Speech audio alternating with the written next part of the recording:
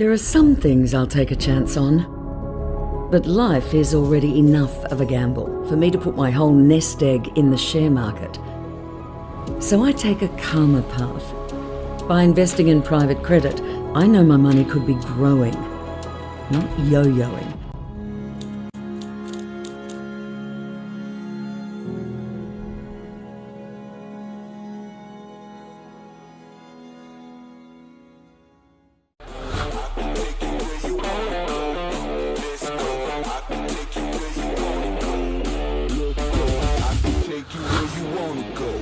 From Barangaroo Studios, the AusBiz COB is the key stuff you need to know about the day in business and finance.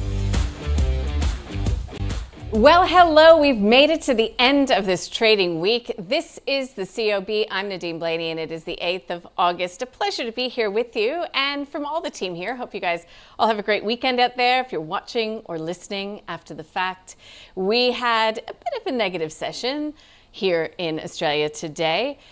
Interesting session though. We were flatlining it until we saw some selling into the close. For the week, looks like we'll be finishing up by 1.6% for the S&P ASX 200, but this session down by about 0.25%. Of course, we did hit those record highs on Wednesday, so good session then.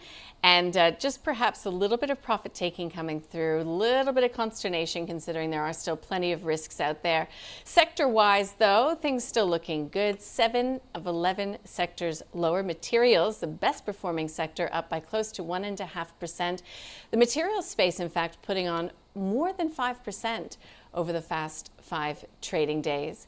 So we are keeping our eye on the tariff situation, continuing to get these details trickling in.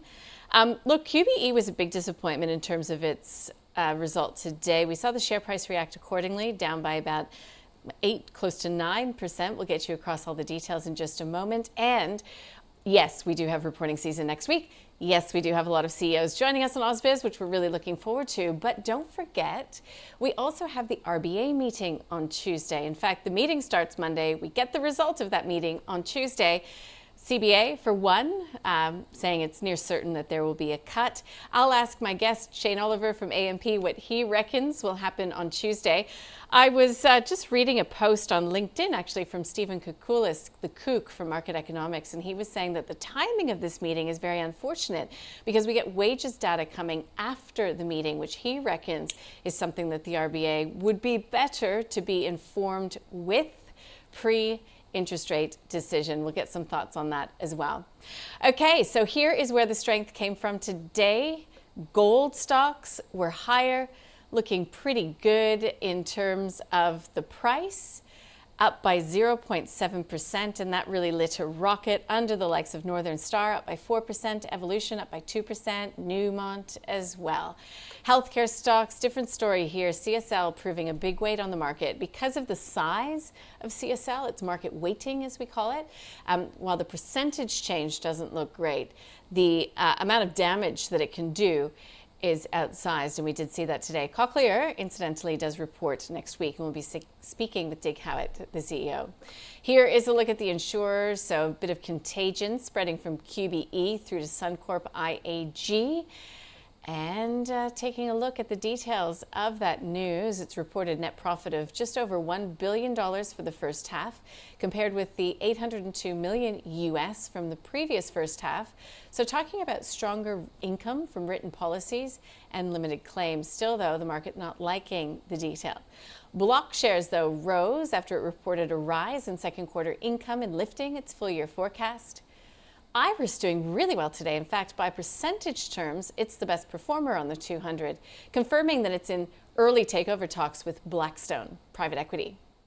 Nick Scali, back to reporting season, says it's had a strong second half in Australia and New Zealand, with the UK expansion continuing. 12 stores there now refurbished and rebranded. And GQG, big fall there, saw a loss of 1.4 billion US in funds inflow in July. And we're always told to follow the flow when it comes to those fund managers. PointsBet recommending shareholders accept an increased MIXI offer. Charter Hall is hit an over 3-year high on a new $1.6 billion retail fund.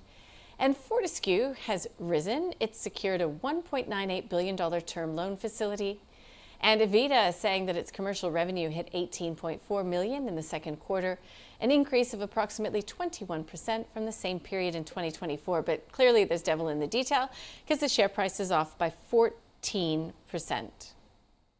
Welcome to the COB, AMP Chief Economist Shane Oliver. Shane, nice to see you. Thank you for joining us. What do you make of the week that was on financial markets? Well, it's been a pretty good week, despite ongoing news of tariffs from Donald Trump. Share markets, notably in the US and Australia, have made record highs. We came off a little bit today, but still at record highs.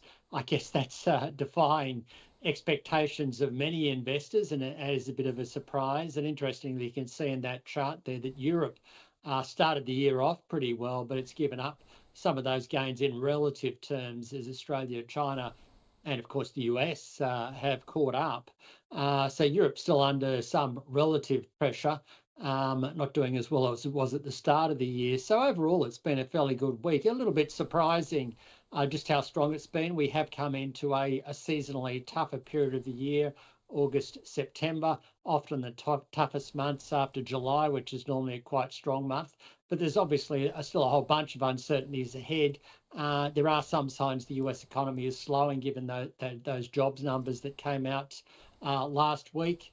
There's ongoing issues around the tariffs and the impact of that on economic activity, with more announcements likely to come.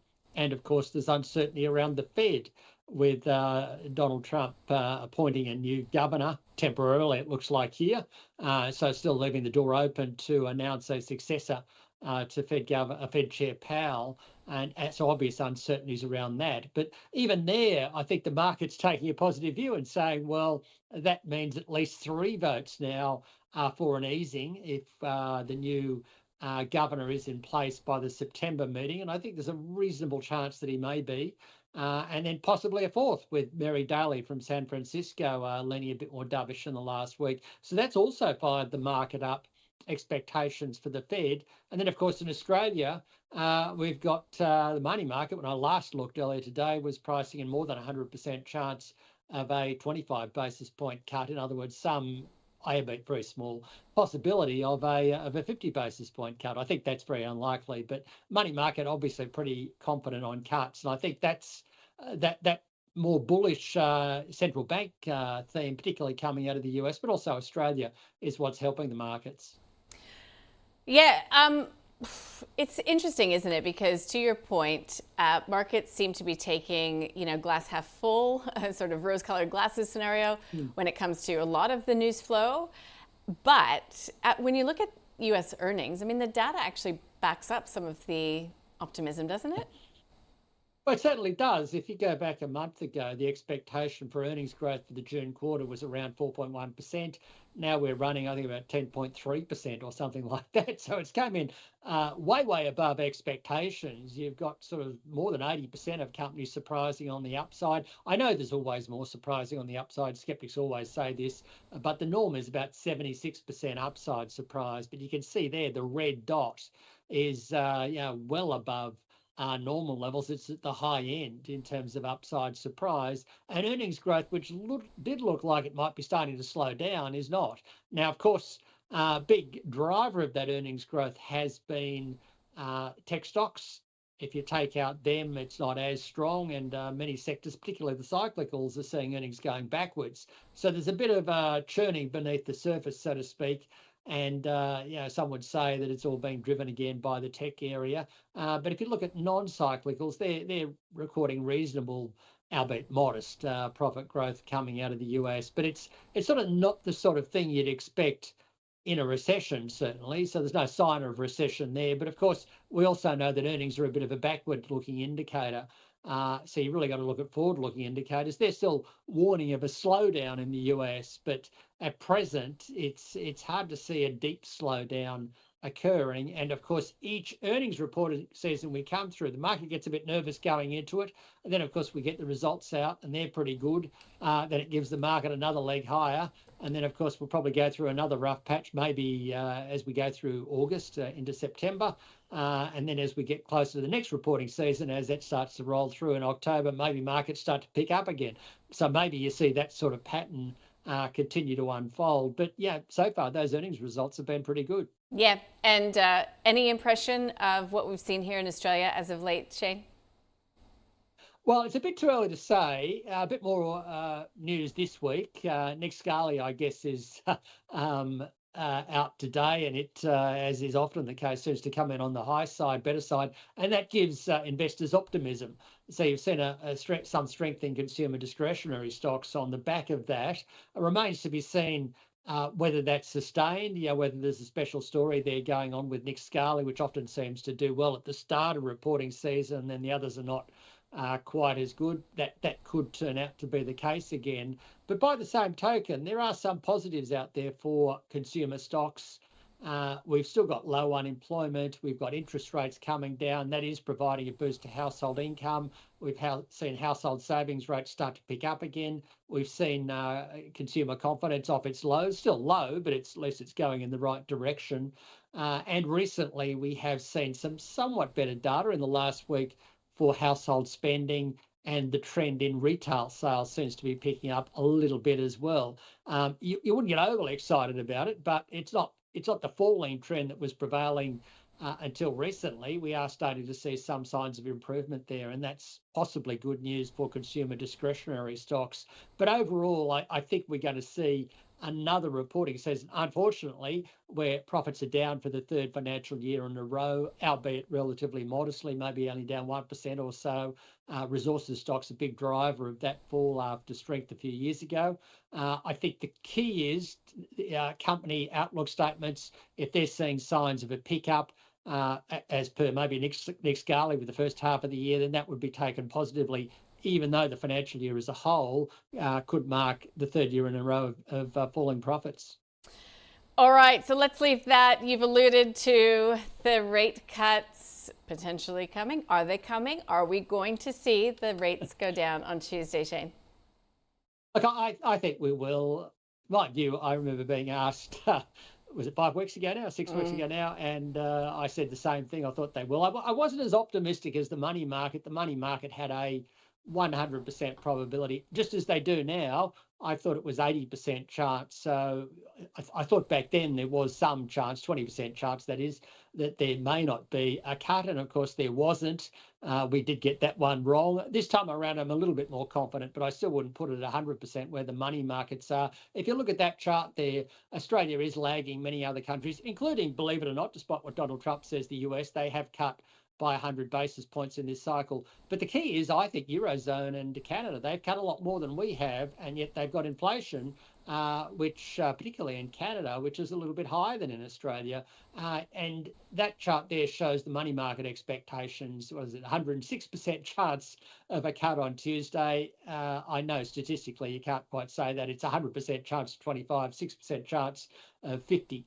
So the money market is quite optimistic. I'd put it at 90% chance. And you can see that if you go out over the course of the next year, into middle of next year, the money market's pricing in 3.3 more cuts. So we're a bit more optimistic. We think we've got 4 cuts from here, including the one on Tuesday.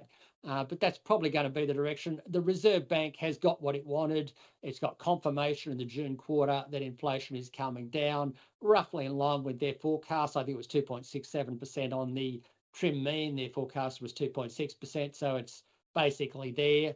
I don't see big changes to their inflation forecast. I don't see big changes to their unemployment rate forecasts, although there's a little bit of upside creeping in there. And I think we probably will see a 9-0 vote in favour of a cut this time around. So, yes, it would really surprise me this time if they don't do that, given they've got what they want. But I'm reasonably confident, touch wood, that they will cut on Tuesday. Now, Shane, I understand you're back from China. What was it like? What did you learn? Well, interestingly, it was the first time I'd been to China since late 2019, so pre-COVID. You may be aware that AMP has a joint venture with China Life in China, and we regularly see them, or in the last few years, it's been more them coming here. So I think things in a great big picture sense haven't really changed that much. Beijing is buzzing, lots of traffic. There's a shopping centre nearby to where we stay, and I actually saw more people in that shopping centre than I normally do. One big change, though, is that I saw, I like to describe it this way, I saw lots less Buicks and lots more BYDs. I don't think I was even conscious of BYD back in 2019 when I last went to China, but they seem to be everywhere, along with all the other Chinese electric brands. Chinese cars that are electric have to have a green number plate, or at least they do in Beijing. And in my count, just looking at, just eyeballing, it looked like 1 in 5, maybe 1 in 4 are electric in Beijing. So that is a big shift. And you're not seeing as many American brands. I can't even recall seeing a Tesla in Beijing, but lots of BYDs and other brands there. I did mention in Australia the BYD Shark, that giant hybrid, was doing quite well. Much like the Ram, but obviously the BYD Shark sells for half the price that a Ram would sell. And they're telling me, oh, well, that's something we make for the Australian market. We can't really drive huge pickups over there in China. But overall, you get the impression the economy seems to be doing okay. It didn't seem to be the disaster story that many seem to be portraying it as. But I must say, I only went to Beijing. The plane going there was full. The plane coming back was pretty full. So it seemed pretty normal to me. Wonderful. Shane, it's nice to have you back on home soil, though, regardless. Nice to see you. I hope you have a good weekend. Stay dry. Yeah, we're very lucky living in Australia, as we say every day. Okay, stock of the day today, Nick Scali. It reported. Our expert Adam Dawes from Shaw & Partners and Jonathan Takadina from MPC Markets gave us their view.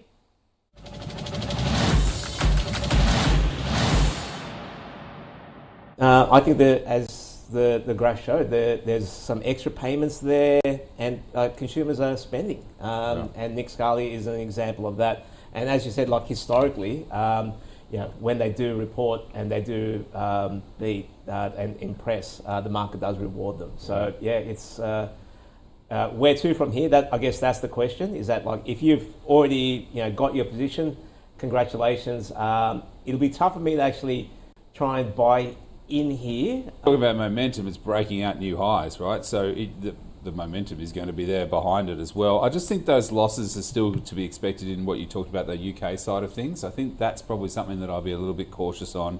And really, that revenue line and the earnings line was a little bit lower than the market expected. And they cut the dividend. And they cut the dividend. So for me, it would be a hold. If you have it, absolutely hold on to it.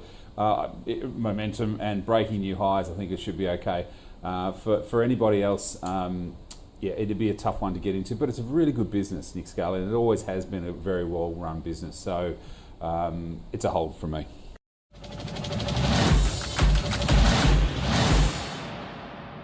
You can listen to the extended version of the stock of the day on our website, ausbiz.com.au. Let's take a look at some of these market leaders on this Friday. Iris, takeover speculation, confirmed it has received an approach, sending the share price 12% higher.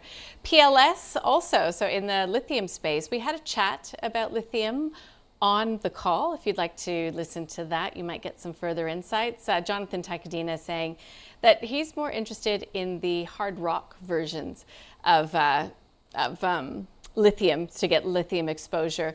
So PLS is the old Pilbara. Target price has been lifted 8% to $2 a share by Morgan Stanley. Block reported, done well here today, up by 9%, around about there. AMP as well. It reported earlier in the week, and today it's seen its price target lifted by UBS, by Morgan Stanley, as well as Citi, Jarden, Jefferies, and it was upgraded to a buy from hold by Jefferies as well. Those broker moves can be pretty powerful, and there's Nick Scali there. Now, when we get to some of those that didn't perform as well on the market in percentage terms today, Clarity Pharma off by 13%. It looks like we've got Light & Wonder in the wake of its earnings, and QBE. I was reading there's a bit of disappointment around the dividend coming through there potentially. That's why we're seeing selling. And yeah, maybe looking at the outlook as well. Small to mid-cap space, Eritrea is up by 15% to $1.28. And on the flip side, we've got Avita Medical and its quarterly, in the wake of its quarterly, down by close to 14%, 4D Medical off by 7.5%. Tonight, we get China and consumer prices for July. That's actually tomorrow, I think. And Tuesday, we get the RBA rate decision. We also get U.S. inflation, which will be interesting. Thursday here, we get jobs and GDP data. Also, some big earnings on the docket. On Monday, we get JB Hi-Fi. Next week, we get Dexis, IAG, Treasury Wine Estate, Pro Medicus, Cochlear. The list is long, and we will cover it all for you here at AusBiz. Final look at where this market is going to finish this week and the session. The session lower by 0.25%. The S&P ASX 200 at 8,807. And E-minis in the U.S. still looking pretty positive. So we'll see what happens. We'll get you across all the detail Monday morning. In the meantime, if you've missed anything, keep your eye out for our OTC, our off-the-clock weekend newsletter. It's your shortcut to some of the best interviews of the week. And also, you can catch up with anything you may have missed throughout the week on the website. We've got a special reporting season section, lots of CEO interviews, lots of analysis as well. Have a great weekend. We'll see you on the flip side. The COB is brought to you by Montgomery Investment Management. The world is volatile. Your financial future doesn't have to be. Find out more at montinvest.com.